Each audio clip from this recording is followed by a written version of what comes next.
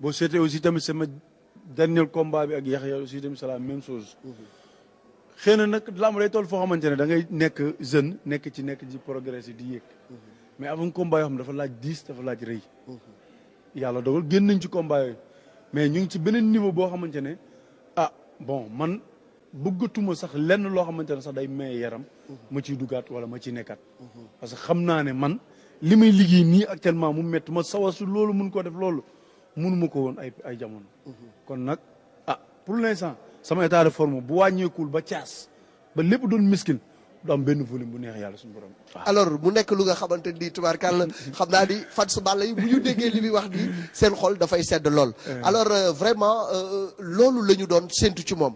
parce que Balla bu àndee ak forme normale bi mu am flexibilité bi mu am mobilité bi mu war a am vivacité bi mu war a am lu mu jàpp day enchaîner parce que force am moo doon loolu.